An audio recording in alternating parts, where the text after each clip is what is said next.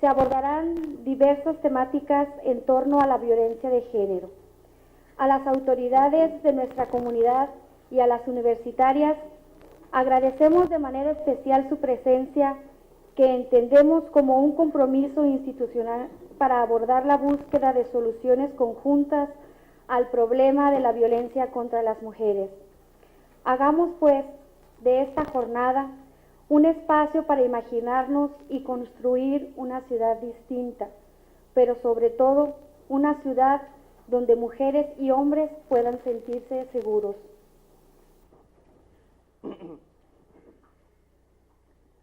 Hoy, 6 de octubre de 1998, a las 10 horas con 15 minutos, declaro formalmente inaugurados los trabajos de esta primera jornada sobre mujeres y violencia. Mucho éxito. Gracias.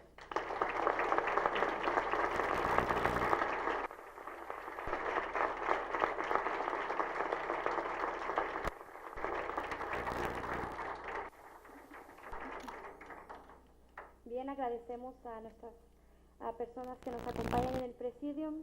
Sabemos que quizás algunas tengan por ahí algunos quehaceres que hacer. Les agradecemos su presencia aquí hoy y nosotros vamos a continuar nuestro trabajo el día de hoy. Quisiera compartir el programa, no sé si algunos de ustedes todavía no han tenido en sus manos el programa.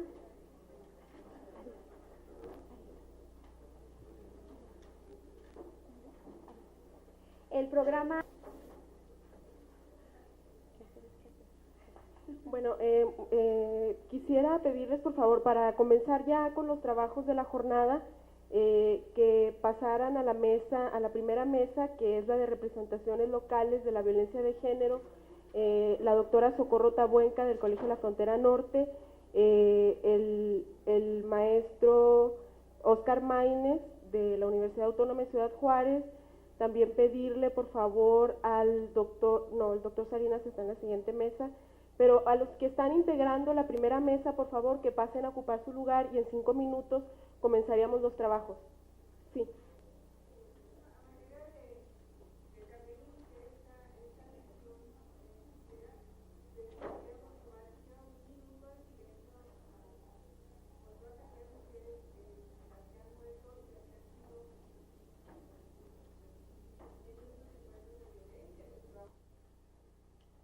Bueno, ahora sí les suplicaría que pasaran los ponentes para empezar con los trabajos. La dinámica que seguiremos es la siguiente. Ya cada uno de nuestros invitados tiene los temas con los que van a participar en estas primeras jornadas, y yo posteriormente pasaré a realizar algunos comentarios en torno, muy breves por cierto, en torno a lo que las ponencias tratarán o abordarán. Para eso les suplico por favor que se sirvan a pasar los que están invitados a esta primera mesa, que es representaciones locales de la violencia de género. Le pido por favor a la doctora Socorro Tabuenca que pase a ocupar su lugar. Ya está aquí. Faltaría Rosalba Robles, que también está invitada a esta mesa, y le pido que pase, por favor, para poder comenzar los trabajos.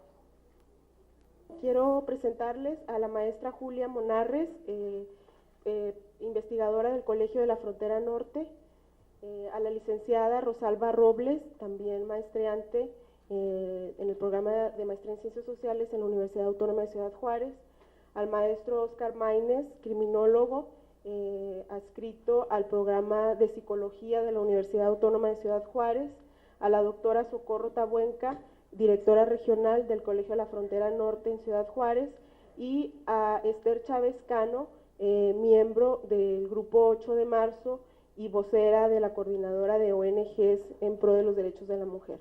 Un aplauso para ellos y les agradezco su asistencia.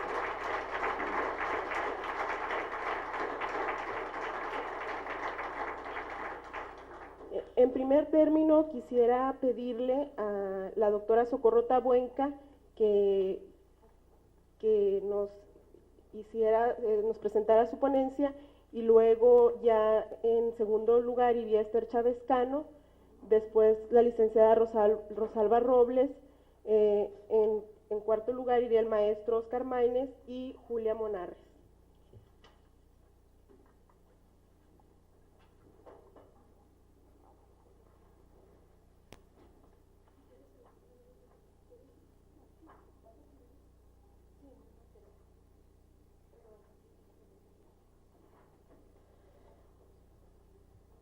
Bueno, buenos días.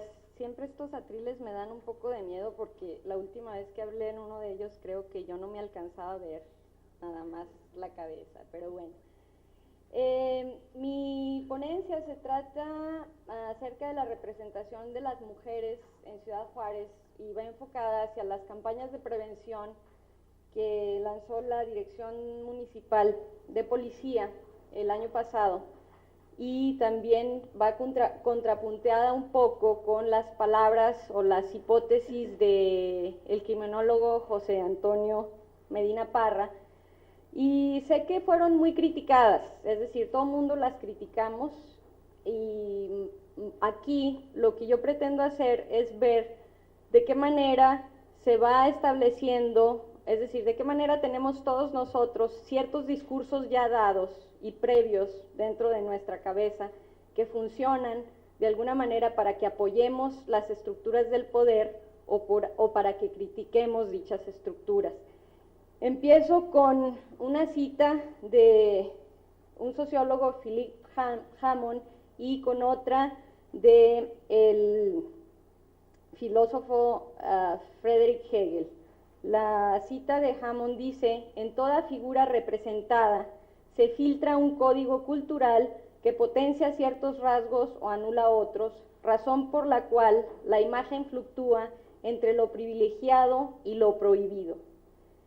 La cita de Hegel dice: como es el pensamiento donde primero me siento en casa, no penetro un objeto hasta que lo entiendo. Es entonces cuando deja de estar en contra mía. Así como Adán le dijo a Eva: eres carne de mi carne y hueso de mis huesos, la mente dice: esta es mente de mi mente, y la ajenidad desaparece. En los últimos 5 años, 2 caras del crimen han hecho que Ciudad Juárez sea noticia obligada de los principales diarios del mundo. Por una parte, los asesinatos en serie de por lo menos 10 jóvenes mujeres, aunados a una sucesión de raptos, violación y muertes, que a la fecha suman más de 130, y por otra, el ciclo de vendetas del crimen organizado, dentro del cual se les ha privado la vida a personas cuyo único crimen fue estar en el escenario de esas venganzas, como en el restaurante Max Fin. Tal vez, como dicen que la historia se repite, Ciudad Juárez, y cito, otrora sitio de vicio y perdición, no ha podido resolver para sí misma la imagen de la mejor frontera de México, tan propagada por el gobierno de López Mateos y continuada por los subsecuentes gobernantes, y ha decidido volver a su construcción original, la de una ciudad violenta y perdida por su calidad de frontera. Lo anterior podría dar pie a una cantidad de interpretaciones desde muy diversos puntos de vista sobre cómo se ha ido construyendo la frontera, en nuestro caso, la de Ciudad Juárez El Paso, a través del tiempo, por medio de crónicas de viaje, películas, novelas, narraciones periodísticas y el discurso cotidiano de la gente. Empero, la intención de este trabajo es observar de qué forma las campañas publicitarias de prevención, entre comillas, construyen las imágenes de posibles víctimas, victimarios y espacios en los que se han desarrollado los crímenes en contra de mujeres, y cómo estas imágenes se ven corroboradas por la voz autoritaria y autorizada de un experto en criminología.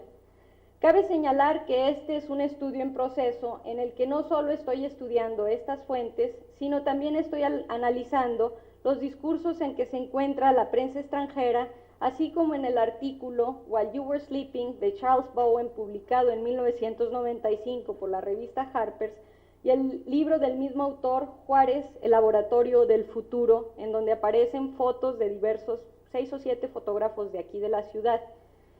En un estudio preliminar mío, grosso modo, veía estas imágenes de víctimas y victimarios a través de los esquemas discursivos y de las fotografías publicados en la prensa, aunadas a la disposición de la Dirección General de Policía. 96 a julio de 97, los casos de violencia doméstica fueron 3.917.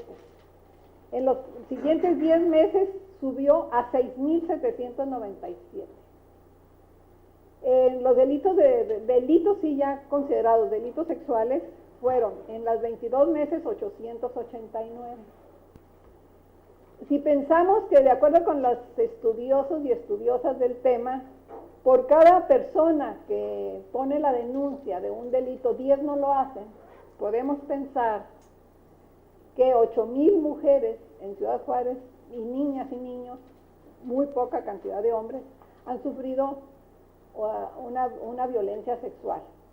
Eso quiere decir que 8,000 personas viven sin tratamiento adecuado, viven en una angustia constante, ven frustradas sus esperanzas, porque la violación, tenemos que recordarlo siempre, no es una urgencia sexual, es un abuso de poder, es el acto de sadismo extremo.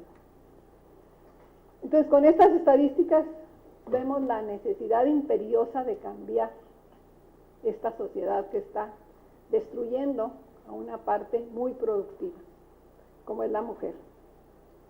La violencia contra la mujer en esta ciudad ya no usa una máscara descarnada, destruye y avanza sin que se considere puede ser erradicada. La violencia de género es un fenómeno que recorre todo el ciclo de vida de una mujer, como experiencia o como posibilidad.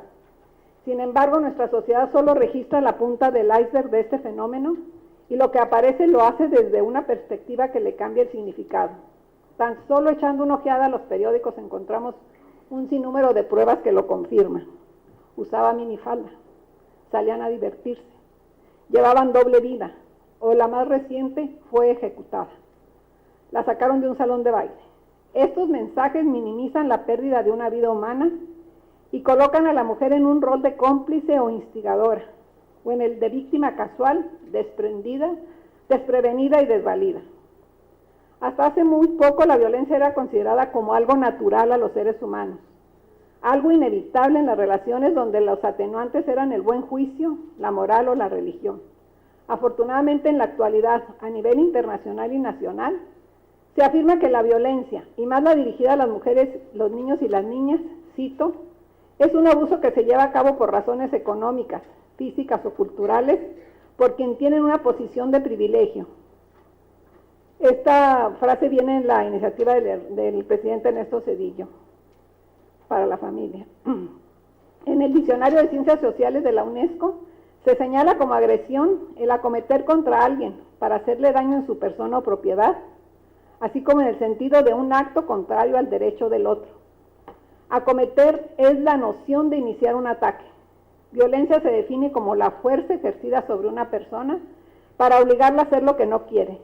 Se trata de una acción que se ejerce sin el consentimiento del otro y por medio de la fuerza, pero esta fuerza no necesariamente tiene que ser física, sino un determinado tipo de lenguaje y ademanes. En nuestra sociedad impera el machismo, que no es otra cosa que la dominación masculina. Es el culto a la masculinidad y a sus supuestos atributos. Así todos los hombres son iguales a sí mismos, mientras que a la mujer se le subordina al macho y sus necesidades. Lo único peor que ser mujer es ser homosexual. Y esta doble represión, señalan los expertos en el tema, a menudo conduce a la violencia tanto hacia la mujer como hacia otros hombres. El sistema patriarcal nos obliga a hombres y mujeres a definir pautas de comportamiento acorde con los supuestos atributos de unos y otras, asegurando son atributos del género humano y no culturales, como se ha comprobado. Como ningún macho está seguro de sus credenciales biológicas, pene y testículos, asegura su poder violando, golpeando a la esposa o al amante, que no son sino expresiones de la necesidad de compensar su frágil superioridad. Tanto la violencia visible como la invisible o emocional habían sido consideradas del ámbito privado, de lo que era mejor no hablar. Pero gracias a los grupos, a los ONGs y a la ratificación de la Convención para la Eliminación de todas las formas de discriminación contra la mujer, firmada en 1980, a la Cuarta Conferencia Mundial sobre la Mujer realizada en Pekín, y a la Convención Interamericana para prevenir, sancionar y erradicar la violencia contra la mujer, conocida como Belén do Pará, así como la Convención del Cairo, se deben de modificar todos los instrumentos legales y mecanismos necesarios para erradicar y detener la violencia contra las mujeres, incluyéndose, por supuesto, la violencia que en su perjuicio se ejerce en el hogar. Por ello, el presidente Ernesto Zedillo ha entregado al Congreso de la Unión una iniciativa de decreto que reforma, adiciona y deroga diversas disposiciones del Código Civil para toda la República. En ella propone la sensibilización de los problemas de la violencia familiar y la pública, la difusión de elementos para su prevención y atención, la elaboración de propuestas tendientes a su solución y la articulación de consenso en la comunidad para avanzar en ellas. Se proponen modificaciones del marco legislativo federal y de los estados para lograr la eliminación de todo precepto que implique, cito, discriminación, segregación o desventaja para las mujeres. Y se considera violencia familiar toda agresión física, psicológica o sexual que se produce reiteradamente por cualquiera de los individuos que conforman la familia en contra de otro miembro de la misma. Fin de cita. Esta modificación aclara las lagunas legales que implica la imposición de una relación sexual en el seno del hogar y a partir de esta propuesta se inserta en el delito de violación. En otros párrafos de la propuesta se ratifica que la violencia familiar no es un asunto que corresponde a la vida privada, porque sus consecuencias afectan al conjunto familiar y a la sociedad. Esta violencia interna genera agresión que se transforma en conductas antisociales, ya que se ha comprobado que los niños y niñas que provienen de hogares con problemas de violencia reproducen las mismas actitudes y conductas de sus padres, así como que la violencia entre los cónyuges afecta a los hijos. Cito: si no atacamos la agresión en el interior de la familia, formaremos mexicanos con baja autoestima y con problemas psicológicos y emocionales que impedirán su pleno desarrollo humano y laboral, lo que en última instancia frena el crecimiento de nuestro país. Esta iniciativa tiene tres objetivos fundamentales: disuadir y castigar las conductas que generan violencia familiar, establecer medidas de protección a favor de las víctimas de este fenómeno y concientizar a la población del problema, al tiempo de propiciar que las autoridades desarrollen políticas públicas para prevenir, combatir y erradicar esas conductas. Más desde lo que facilita los acuerdos y consensos más que discutir sobre los disensos, porque de lo que se trata es de llegar a conformar un acta de acuerdos sobre la temática que vamos a discutir. También hay que fortalecer el diálogo, pues, ¿sí? Tocar asuntos centrales que fortalezcan acciones contra la violencia de género. Y bueno, como les digo, el objetivo de esto es llegar a tener como resultado un acta de la discusión sobre esta temática. Y bueno, yo voy a conducir para moderar, pues el que quiera tomar la palabra. Y primero vamos a tratar de cubrir 3 puntos. El primero sería en cuanto a las características que en lo local tienen las formas de violencia, ¿sí? Desde la experiencia de cada uno de nosotros o desde las evidencias que tenemos a nuestro alcance. Y en un segundo punto sería priorizar la lista de enunciaciones según su necesidad de ser erradicadas, ¿verdad? Que en este caso, ¿cuáles formas de violencia consideramos más importantes y cuáles urge más su erradicación? Y un tercer punto que sería indicar recomendaciones y consideraciones necesarias para el diseño de políticas públicas, ¿sí? Y sobre todo lo que interesa aquí es la especificidad, ¿verdad? ¿Qué sugerimos y a qué niveles de especificidad podríamos llegar? Y también, bueno, a partir de nuestras propuestas, ver qué tanto conocemos sobre los marcos jurídicos al respecto, ¿verdad? Para la viabilidad de nuestras propuestas. ¿Sí? Entonces partimos con el primer punto, que sería las características de las formas de violencia en nuestra localidad. El que quiera tomar la palabra, está a su disposición el micrófono.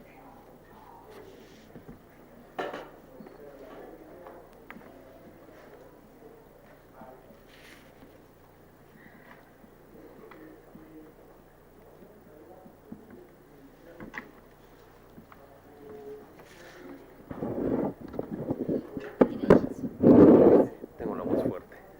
Lo que pasa es que como están grabando, quieren que se grabe la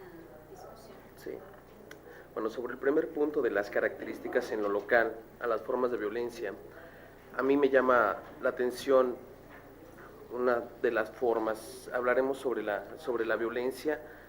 A mí me interesan los medios masivos de comunicación, de que cómo han manejado. Aquí hay un problema muy importante que da pie a estas discusiones, como son la muerte de las mujeres, y ya ha creado diferentes polémicas, y yo considero que bueno, también esta mesa viene a colaborar un poco sobre las formas de prevenir, no tanto prevenir entre comillas, de aportar sobre estas formas de violencia. Bueno, me llaman de los medios masivos de comunicación, cómo se maneja la violencia. Parece ser que antes de los asesinatos de estas mujeres, la violencia intrafamiliar es algo común, dentro de los seres, ¿no? Vivimos con ella, lo aceptamos. Pero resulta que a raíz de estos sucesos nos damos cuenta que tenemos el problema dentro de nuestra casa y que es necesario modificar o cambiar ciertas conductas para poder darle solución. No quiero perderme. ¿Cómo ven los medios masivos de comunicación? Parece ser que los medios masivos de comunicación, antes de yo voy a marcar antes del asesinato de las mujeres, nos lo hacen ver de una manera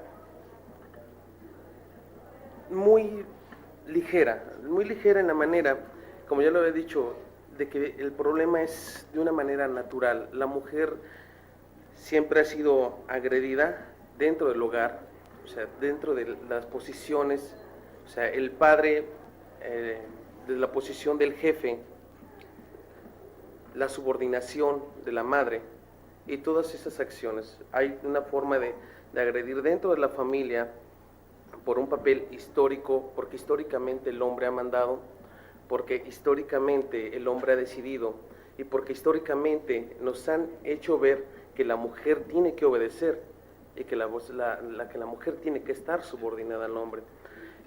Con esta idea principal dentro de la familia, los medios masivos de comunicación también lo manejan, o sea, no se salen del contexto, no rompen con nada histórico, lo siguen viendo de una manera natural como se ha manejado. Normalmente, si encontrábamos una manera de violencia, la encontrábamos de una manera de una violencia física. Con la manera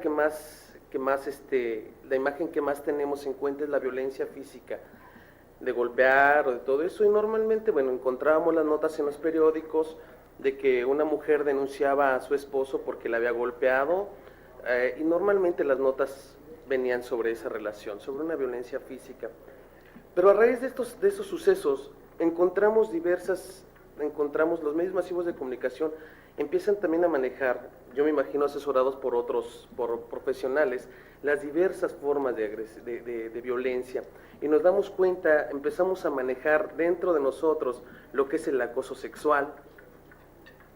Empezamos a ver diferentes formas de violencia dentro de la familia. Incluso la mujer se da cuenta de que históricamente no se había dado cuenta de que estaba subordinada y que así lo habían hecho ver. En este momento, cuando los medios masivos a través de la televisión empiezan a ver todo ese papel de cómo el hombre ha llevado el papel, la mujer se empieza a cuestionar y empieza a ver diferentes formas de violencia. Entonces la violencia se desplaza del plano físico, de golpear, a las diferentes formas, a las diferentes maneras, la verbal. Hace un rato comentaba con unos amigos que tratamos de explicarla, la violencia simbólica, y vamos sacando, o sea, todos nos damos cuenta, los medios nos van enterando de las diversas formas de violencia, y curiosamente la mujer se ve identificando con cada una de ellas, porque obviamente la mujer no dice, bueno, toda la violencia es para mí, sino que cada una se identifica con ella, y cada mujer investiga o pregunta más sobre el tipo de violencia que ella está sufriendo. Bueno, hasta el momento yo dejo mi participación. Cuando le recuerdo las reglas, Yo creo que eso sería otra discusión, ¿verdad? Porque efectivamente muy interesante, pero aquí la cosa sería de qué manera podríamos implementar o proponer algo que nos llevara a quitar o a disminuir esa violencia, ¿no? Bueno, quitar. A ver, me permiten tantito. Aquí me han hecho una observación en el tercer punto, donde dicen que lo ideal sería como enunciar como puntos generales, pero bueno, bien acotados en cuanto a que sean encaminados hacia el control de las formas de violencia contra las mujeres, para el diseño de políticas públicas. O sea, como por ejemplo esto que dijimos, que desaparezcan los exámenes, estos de las maquiladoras, que iría en un punto general, que sería como erradicar las formas de control sobre el cuerpo de las mujeres, ¿sí? Que esto sea una sugerencia para el diseño de políticas públicas, que una de sus manifestaciones pueden ser los exámenes, en este caso en laborales, pero que igual se podrían incluir otro tipo de Como el aborto. Ajá, como el aborto, o por ejemplo los exámenes del Papa Nicolau que se hacen las mujeres en cualquier centro de salud, ¿sí? Que esto puede ir dentro de esta política, como este punto pues hacia la política pública. No sé si me entendieron. Sí, porque creo que estábamos siendo como muy puntuales y dice, no, más bien como líneas generales, pero claro que sean específicos en cuanto a que son formas para controlar o para erradicar las formas de violencia contra las mujeres. Entonces, Reformas de ley. ajá, o sea, puntos que puedan ser considerados para la elaboración de políticas públicas. Considero como una prioridad la agilización de los trámites, ¿no? En el caso de las demandas o en el caso de abusos,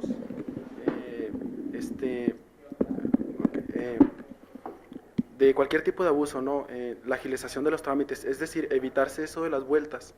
Por ejemplo, en el caso de la mujer que decía que sufrió una violación, todavía que tenga que estarse echando vueltas, es decir, en la dinámica de la demanda, una agilización en los trámites, yo considero como una prioridad.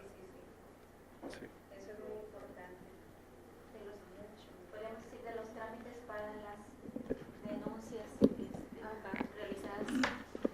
Denuncias relacionadas con la violencia, Con cualquier tipo de violencia hacia la mujer. Ajá, Trámites para exactamente, las como sucede en cuanto a violencia doméstica, ¿verdad?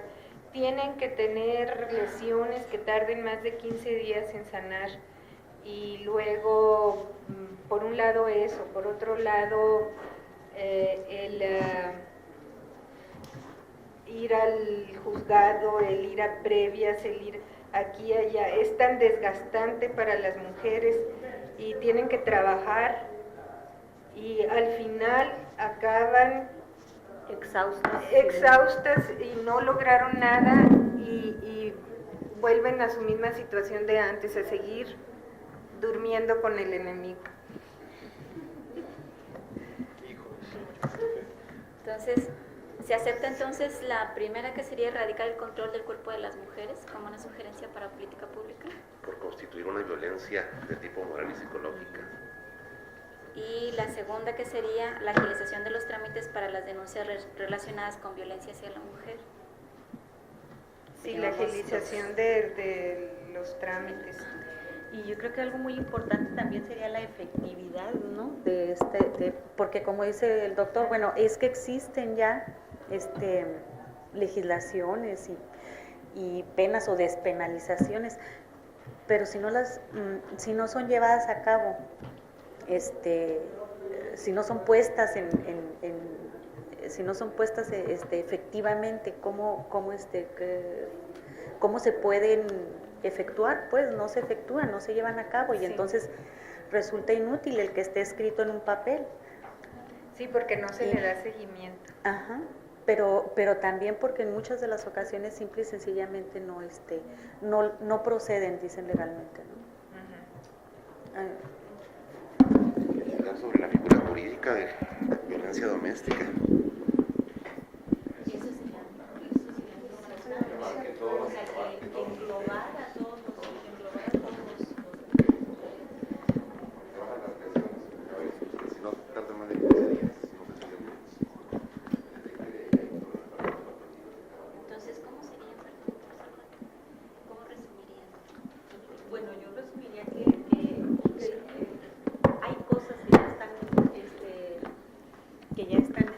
Legalizadas, están estipuladas, están legisladas,